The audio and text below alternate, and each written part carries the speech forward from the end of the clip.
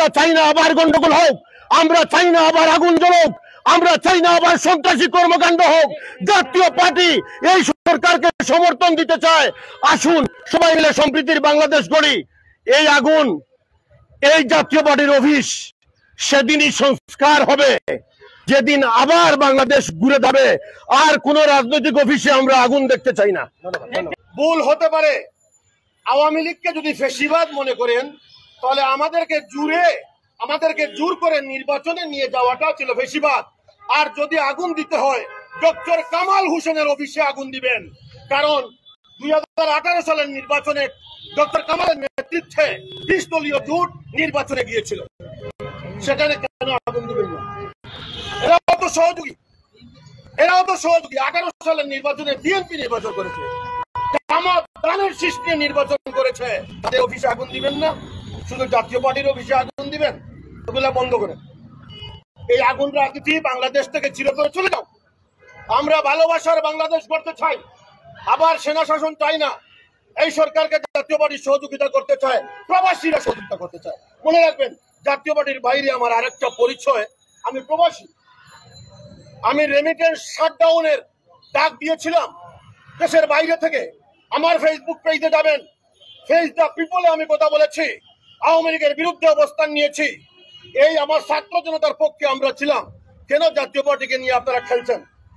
যদি জাতীয় পার্টির কেউ অপরাধ করে, দুর্নীতি করে, দুদক আছে, জাতীয় পার্টির কোন এমপি টাকা পাচার করে আইন আছে, তাদেরকে চিহ্নিত করুন। আমাদের ঠিকানা, আমাদের অফিসে কেন আগুন দিবেন? আচ্ছা, জাতীয় পার্টির সাথে বৈষম্য হচ্ছে কিনা আপনি কি মনে করেন? বৈষম্য বিরোধী আন্দোলন, বৈষম্যের জন্য আন্দোলন করা হয়েছে, যে বৈষম্যের জন্য আন্দোলন করেছেন, এখন জাতীয় পার্টির জন্য বৈষম্য হচ্ছে।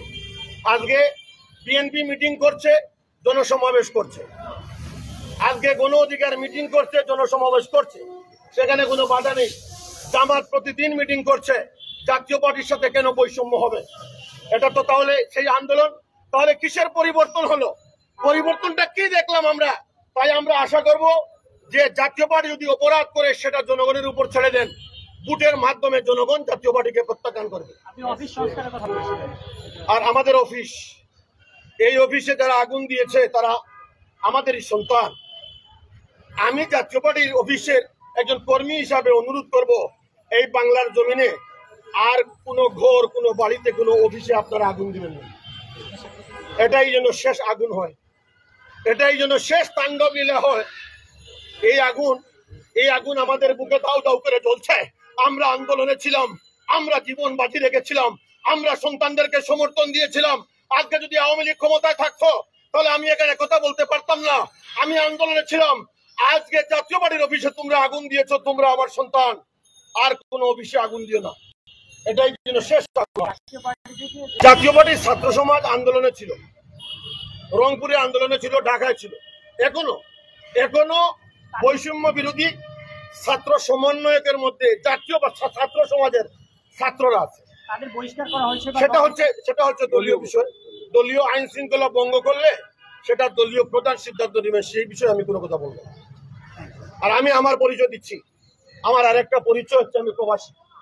আমি প্রবাসী কল্যাণ পরিষদের চেয়ারম্যান। দেশের বাইরে আন্দোলন, যে 57 জনকে গ্রেফতার করা হয়েছিল দুবাইতে, সেই 57 জনকে ছাড়ানোর জন্য দুবাইতে রাত দিন আমি চেষ্টা করেছি। দুবাই পুলিশ আমাকে ডেকেছে বারবার। জুনায়েদ আহমদ, মিস্টার সুমন, যে 60 জনের নাম দিয়েছিল সেই নামের মধ্যে আমি ছিলাম একজন। তাহলে আমরা ওই আন্দোলন, আমি যদি আন্দোলন করে থাকি, আমি যদি জীবন বাজি রেখে আন্দোলন করে থাকি, তাহলে আমার বিরুদ্ধে যখন আপনারা অবস্থান নেবেন, আমার বিরুদ্ধে যে কোনো অবস্থান নেন, আমি চাই না বাংলার জমিনে আর কোনো আগুন রাজনীতি শুরু হোক। এটাই শেষ হোক, এটাই শেষ। বাংলাদেশ গড়বেন। আর যদি মনে করেন সেনা শাসন ফিরে আসুক, আর যদি মনে করেন এই সরকারে ব্যর্থ হোক, আর যদি মনে করেন ডক্টর ইউনূসের সরকার ব্যর্থ হোক, তাহলে জাতীয় পার্টির অফিসে আরো আগুন জ্বালান, কোনো সমস্যা নেই। আচ্ছা, শেষ করতে হবে, এই বর্তমানে কোন আইনে দেশ চলছে, কোন সংবিধানের আওতায় দেশ চলছে? যে সংবিধানের অধীনে প্রধান উপদেষ্টা শপথ নিয়েছেন, সংবিধান স্থগিত করে আমরা জানি সেনা শাসন হয়। এটা যদি বিপ্লবী সরকার হয়, তাহলে বিপ্লবী সরকারে আলাদা একটা সংবিধান রচনা করা দরকার। আমরা মনে করি যে বিগত সংবিধানের অধীনেই দেশ চলছে। তাহলে তো এখনো অনেকে বলছে যে, আমি রুমিন ফারহানাও বলেছেন যে তাহলে শেখ হাসিনা এখন এই রাষ্ট্রের প্রধানমন্ত্রী। তা শেখ হাসিনা প্রধানমন্ত্রী সেটা আমি বলবো না। যে প্রধানমন্ত্রী পালিয়ে যায় সে প্রধানমন্ত্রী হতে পারে না। যে সরকার পালিয়ে যায় তার সাথে সংবিধানের দায়বদ্ধতা নেই। যে পালিয়ে যায়, এসব পালিয়ে যান নাই, পদত্যাগ করেছিলেন। আচ্ছা, শেষ প্রশ্ন করি রাষ্ট্রপতি ইস্যুতে, যে রাষ্ট্রপতির পদত্যাগ চাচ্ছেন অনেকেই, হ্যাঁ, কিন্তু আবার বিএনপি বলছে যে রাষ্ট্রপতির পদত্যাগ তারা চান না। এই বিষয়ে আপনি কি, আপনাদের বিএনপির মতো একটা দল ভালো করে জানে, বারবার ক্ষমতায় ছিল, যে রাষ্ট্রপতি একটা সাংবিধানিক পদ, সাংবিধানিক জটিলতা সৃষ্টি হতে পারে। রাষ্ট্রপতি পদত্যাগ করলে কার কাছে পদত্যাগ করবেন? রাষ্ট্রপতি, কারণ এটা হলো সংসদীয় শাসন ব্যবস্থা ছিল। কারণ রাষ্ট্রপতি শাসিত সরকার ছিল পল্লী বন্ধু হুসাইন মোহাম্মদের এরশাদের সরকার। এরশাদ পদত্যাগ করেন নাই, এরশাদ উপরাষ্ট্রপতি সৃষ্টি করেছিলেন। মওদুদ আমাদের কাছে ক্ষমতা হস্তান্তর করেছিলেন। এটা সংসদীয় গণতন্ত্র, সংসদীয় সরকার। এখন রাষ্ট্রপতি পদত্যাগ করতে গেলে যে জটিলতা সৃষ্টি হবে, যে সাংবিধানিক জটিলতা সৃষ্টি হবে, দেশ যে সংকটময় পড়বে, সংবিধান স্থগিত করে সেনা শাসন চালু হবে, সেটা তিনি ভালো করে জানেন। তারা বলছে যে জাতীয় পার্টির সাথে বৈষম্য করা হচ্ছে বলে তারা জানাচ্ছে।